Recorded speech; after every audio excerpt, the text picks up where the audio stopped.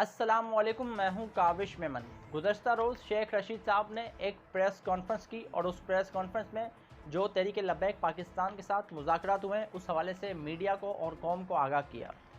शेख रशीद साहब ने उस प्रेस कॉन्फ्रेंस में एक ऐसी बात कह दी जिस बात की वजह से पूरे मुल्क में इस पर एक कन्फ्यूजन फैली हुई है, और वो कन्फ्यूजन है तहरीक लब्बैक को कलअदम करार देने के हवाले से। अब शेख रशीद साहब ने क्या कहा मैं आपको बताता हूँ, लेकिन उससे पहले अगर आपने अभी तक चैनल को सब्सक्राइब नहीं किया तो भाई जल्दी से सब्सक्राइब कर लें, ताकि आपको नई आने वाली वीडियोस जो है वो फ़ौरी तौर पर मिल सकें। और आप जानते हैं कि तहरीक लब्बैक के धरने का जब से आगाज़ हुआ तब से लेकर आप मुज़ाकरात होने जा रहे हैं तब तक हमने लम्हा ब लम्हा इस चैनल के थ्रू आपको आगाह किया है, तो जल्दी से चैनल को सब्सक्राइब कर लें। शेख रशीद साहब ने क्या कहा, सबसे पहले तो मेरे पास एक खबर है, वो खबर है भाई 15 अप्रैल 2021 की। वो खबर ये है कि हुकूमत पाकिस्तान ने तहरीक लब्बैक पाकिस्तान को कलअदम करार दे दिया। वज़ारत दाखिला ने तंजीम पर पाबंदी का बाज़ाब्ता नोटिफिकेशन जारी कर दिया। ये कब की खबर है? 15 अप्रैल 2021, जब हुकूमत पाकिस्तान ने इंटीरियर मिनिस्ट्री ने तहरीक लब्बैक पाकिस्तान को कलअदम करार दिया था। ये डॉन न्यूज़ की खबर है और इसमें मज़ीद आगे चलकर ये लिखा जाता है कि वज़ारत दाखिला से जारी नोटिफिकेशन के मुताबिक वफाकी हुकूमत के पास ये मानने के लिए मुनासिब वजह मौजूद है कि तहरीक लब्बैक पाकिस्तान दहशत गर्दी में मुलव्विस है और उन्होंने ऐसे काम सर अंजाम दिए हैं जिससे मुल्क के अमन और सिक्योरिटी को ख़तरात लाहक है। नोटिफिकेशन में मज़ीद ये कहा गया कि उन्होंने आवाम को इश्तियाल दिलाते हुए मुल्क में अनारकी की सूरत हाल पैदा की, जिसके नतीजे में कानून नाफिज करने वाले इदारों के एहलकारों को नुकसान पहुँचा और कुछ की मौत वाक़ई हुई। एलामिया के मुताबिक मुश्तलिल अफराद ने मासूम अवाम को भी नुकसान पहुँचाया, बड़े पैमाने पर रुकावटें खड़ी की, धमकी आमेज़ रवैया अपनाया और नफरत के फ़रोग़ देने के साथ साथ गाड़ियों समेत सरकारी और अवामी अमलाक को भी नुकसान पहुँचाया। वज़ारत दाखिला के मुताबिक मुश्तलिल अफराद ने अस्पताल को ज़रूरी अशिया की तरसील भी रोक दी और आवाम और हुकूमत को धमकियाँ दी, जिससे माशरे में खौफ और हरास और अदम इस्तिकाम की फ़िज़ा पैदा हुई। उन्होंने कहा कि इन सरगर्मियों के नतीजे में हुकूमत पाकिस्तान अपने इख्तियारात का इस्तेमाल करते हुए इंसदाद दहशतगर्दी एक्ट 1997 की दफ़ा 11B1 के तहत तहरीक लब्बैक को कलअदम तंजीमों की फहरिस्त में शामिल कर रही है। तो ये खबर है 15 अप्रैल की, जब तहरीक लब्बैक पाकिस्तान को हुकूमत पाकिस्तान ने कलअदम करार दिया था। अब गुज़श्ता रोज़ जो शेख रशीद साहब ने इस मतलब जो 15 अप्रैल की खबर है जब कलअदम करार दिया, अब जो जमात कलअदम होती है तो वो ज़ाहिर है कि किसी इलेक्शन में हिस्सा नहीं लेती, उसकी जो तमाम सियासी सरगर्मियाँ उस पर जो है वो बंदिश होती है, पाबंदी होती है, लेकिन ऐसा हमें कहीं भी दिखाई नहीं दिया। जो तहरीक लब्बैक पाकिस्तान है वो कंटोनमेंट बोर्ड के इलेक्शन में जो हिस्सा लेती हुई हमें दिखाई दी, और दीगर जो सियासी सरगर्मियाँ वो तहरीक लब्बैक पाकिस्तान खुलकर कर रही है। ऐसा तो कहीं भी नहीं लगा कि तहरीक लब्बैक पाकिस्तान पर किसी किस्म की कोई पाबंदी है। जो दोबारा प्रेस कॉन्फ्रेंस की शेख रशीद साहब ने, उसमें जो कन्फ्यूजन पैदा हो गई वो मैं आपको बताता हूँ।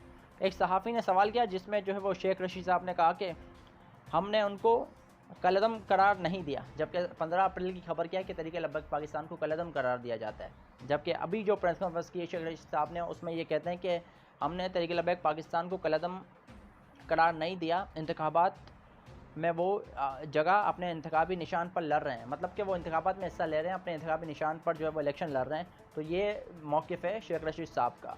तो जब शेख रशीद साहब से पूछा गया कि फिर हम टीएलपी को कलअदम करार क्यों देते हैं, कि भाई जब वो इलेक्शन में भी हिस्सा ले रहे हैं, जब वो अपने निशान पर भी इलेक्शन लड़ सकते हैं, जब वो सियासी सरगर्मियाँ भी कर रहे हैं, जब वो धरने भी कर रहे हैं, उनकी किसी एक्टिविटी पर पाबंदी नहीं है, तो फिर हम इनको कलअदम करार क्यों दे रहे हैं? तो फिर हटा दो उस लफ्ज़ को भाई।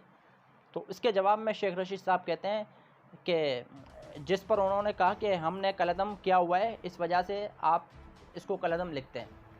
तो ये बात जो है वो समझ नहीं आई मुझे ज़ाती तौर पर, और ना ही आवाम को समझ आई होगी कि भाई जब आप कह रहे हैं कि एक तरफ आपने नोटिफिकेशन जारी किया 15 अप्रैल को कि तहरीक लब्बैक पाकिस्तान कलअदम करार देते हैं हम उसको, अब आपके जब मुज़ाकरात एक बार फिर शुरू हो गए और बर्फ़ पिघलने लगी और हुकूमत जो है मुज़ाकरात के लिए आ गई, तो अब हुकूमत कहती है कि नहीं कलअदम तो नहीं है, साद रफ़ीक तो अच्छे बंदे हैं, तहरीक लब्बैक के लोग तो अच्छे हैं, तो कलअदम नहीं है, इलेक्शन में वो हिस्सा ले रही है, तो किसी अपने इंतखाबी निशान पर हिस्सा ले रही है, कोई सा इशू नहीं है। तो आवाम को आप क्यों कंफ्यूज कर रहे हैं? और फिर आप दूसरी तरफ ये भी कहते हैं कि हाँ हमने कलअदम लगाया हुआ है, तो भाई कलअदम का मतलब कोई और भी है क्या? फिर हमें वो समझा दें, या अगर किसी फ़र्द को पता है कि भाई कलअदम का कोई और मतलब भी है तो वो अपना फ़ीडबैक दे दें, ताकि मुझे भी पता चल जाए और जो देखने वाले हैं उनको भी पता चल जाए, क्योंकि मुझे तो ये बात बिल्कुल समझ नहीं आई। इसलिए मैं 15 अप्रैल की वो खबर निकाल के लाया कि जब डॉन न्यूज़ की खबर है, और जब ये नोटिफिकेशन जारी हुआ था कि इंसदाद दहशतगर्दी एक्ट के तहत जो है ये पाबंदी लगाई गई थी तहरीक लब्बैक पाकिस्तान पर, उसको कलअदम करार दिया गया था, तो इस वजह से बड़ी कन्फ्यूजन थी।